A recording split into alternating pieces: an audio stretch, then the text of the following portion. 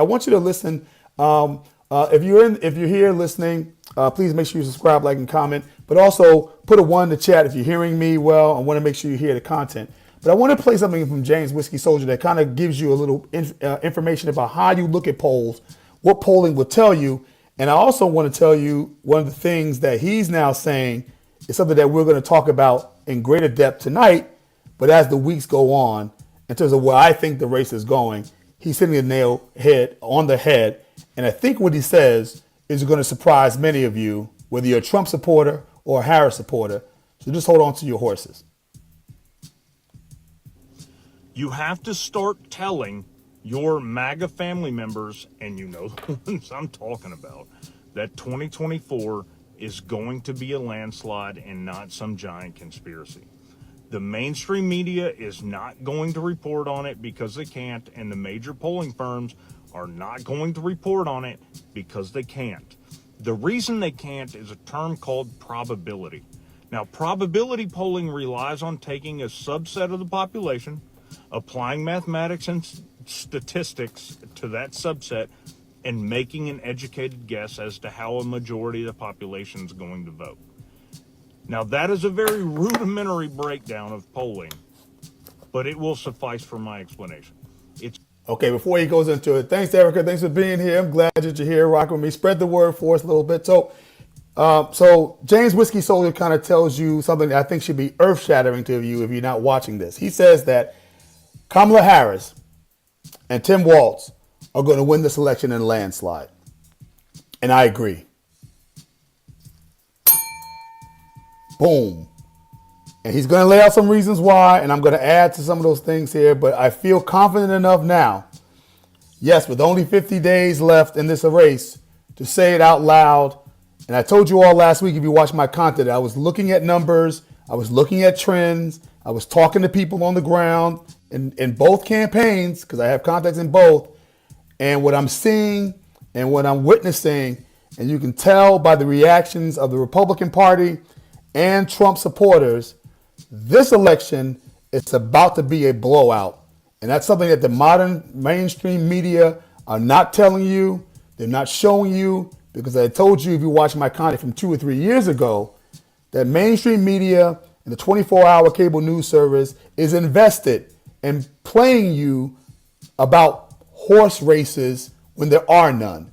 When there is a big advantage for a candidate, they're never going to tell you that, because they're invested in making sure that you're there for the clicks and likes, that you're there for the content to keep you on the edge of your seat, that we can't tell who's going to win. They're never going to share with you that information. I'm telling you now, on this platform, we tell you things that you're not going to hear anyplace else.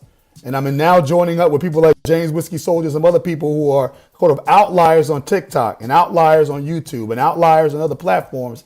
We're saying it loud, because the data and the way the trends are happening in this race shows us, if you've learned and been part of campaigns as long as I have, which is over 40 years, that Kamala Harris and Tim Walz are headed for a landslide election.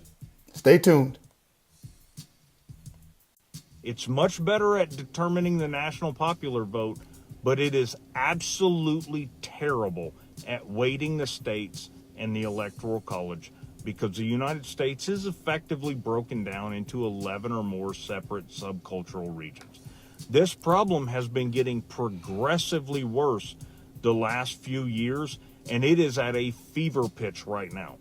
That doesn't include how polarizing Donald John Trump is to the American electorate. The key here is going to be the independent vote, and that hasn't even started to take shape yet.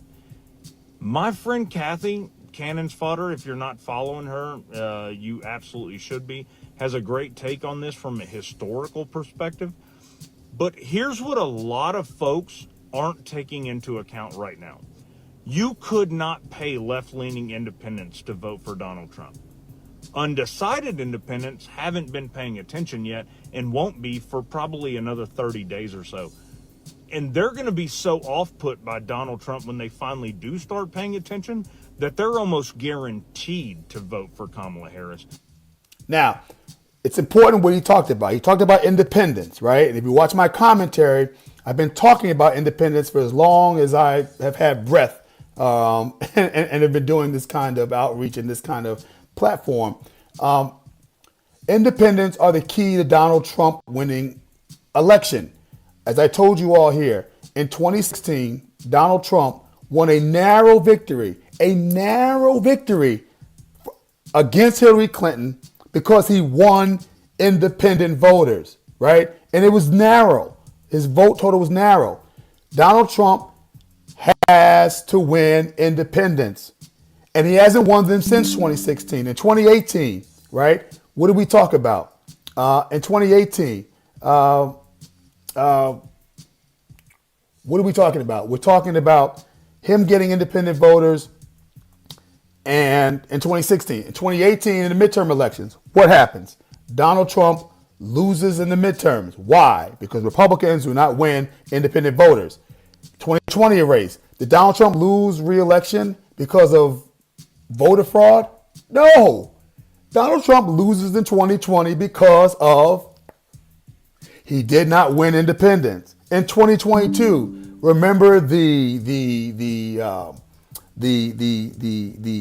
red wave that never materialized?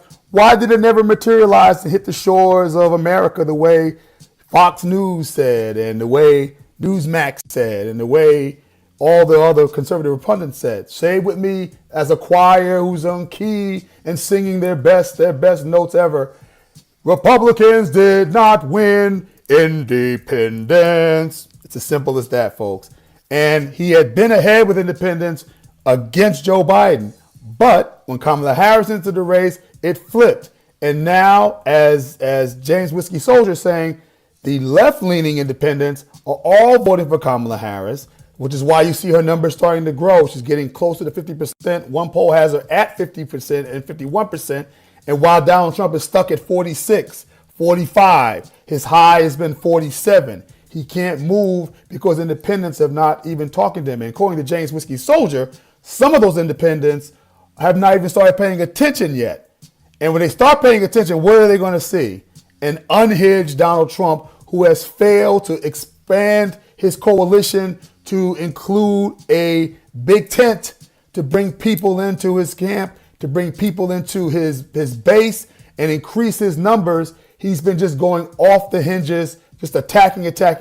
No policies, no vision, no what he plans on doing. And the things he says he is planning on doing that he's talking about, no Republican in Congress is supportive of it. So he wouldn't have the votes to get it passed there, even if he was to get elected. Let's proceed. And a vast majority of right-leaning independents will either abstain or just hold their nose and vote for Kamala Harris. There were actual Republican Party officials at the Democratic National Convention advocating for Republicans to vote for Kamala Harris. To call that unprecedented is an understatement. I mean, 15% of the Republican Party will either abstain from voting out of disgust for Donald Trump, or they will vote for Kamala Harris. Now listen, I don't listen to this man's content. This is the first time I've listened to it was a couple of days ago, and he called the same number that I've been calling for over 6 months. There's a 15%, that is literally the number he said, 15% of Ronald Reagan mainstream conservative Republicans that are not going to vote for Donald Trump. I don't care how you slice it. I don't care how you cut it up. I don't care what you say. They're not voting for him. And he had a chance to try to reclaim them. These are the Nikki Haley voters. These are the Nikki Haley voters who voted for Nikki Haley in the Republican primary. The 15% who voted for her when she had dropped out of the race, her name was just on the ballot, that voted for her in Indiana. The 15% that voted for her in Maryland. These are the same 15% of Republicans who the day after Donald Trump was convicted on 34 criminal counts in a New York court said that 15%, that same 15% who said that Donald Trump should not, that they were not going to vote for him, that he should drop out of the race. That's the same 15%. And they are moving towards Kamala Harris in droves. Republicans for Harris is a real organization, it's a real group. If you follow my content here, you know 6 months ago, again, I tell you things here that they don't tell you on the mainstream media, and we said it 6 months ago. Check it yourself. Check it for yourself. we said that there will be a Republican organization. Hey, Thomas, thanks for joining us. Rock, thanks for joining us. Erica, thanks for joining us.